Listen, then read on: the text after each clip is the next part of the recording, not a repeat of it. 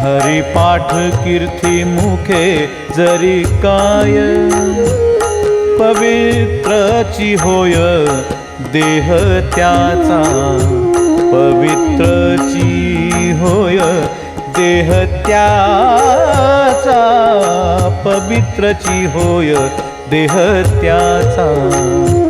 तपाचे सामर्थ्य तपिनला अमूप, चिरंजीव कल्प वैकुंठी नांदे, चिरंजीव कल्प वैकुंठी नांदे, चिरंजीव कल्प वैकुंठी नांदे.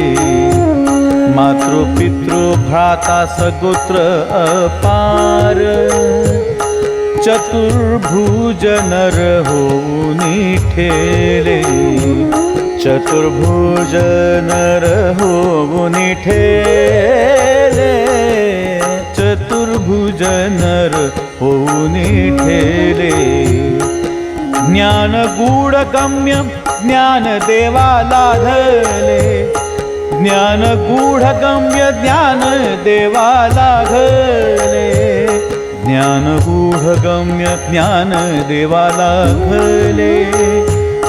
निवृत्तीने दिधले माझ्या हाती, निवृत्तीने दिधले माझ्या हाती, निवृत्तीने दिधले माझ्या हाती.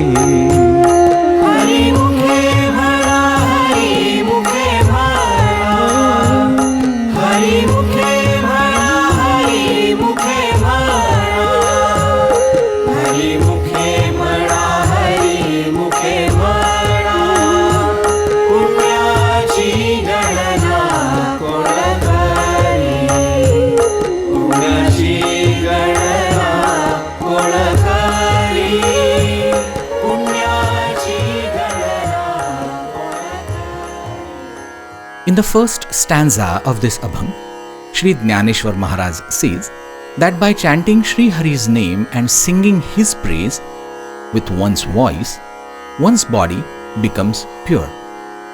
Further, Sri Dnyaneshwar Maharaj says that by the power of chanting Sri Hari's name, one who has performed countless austerities resides in Vaikuntha for an infinite number of cycles, meaning an infinite period. Then, Sri Dhyanaraj Mauli says that one who constantly remembers Sri Hari's name, their parents, brothers, and many relatives all become four-armed, meaning they take the form of Vishnu and rejoice in Vaikuntha, meaning that if a person remembers Sri Hari's name, his entire family becomes one with Lord Vishnu.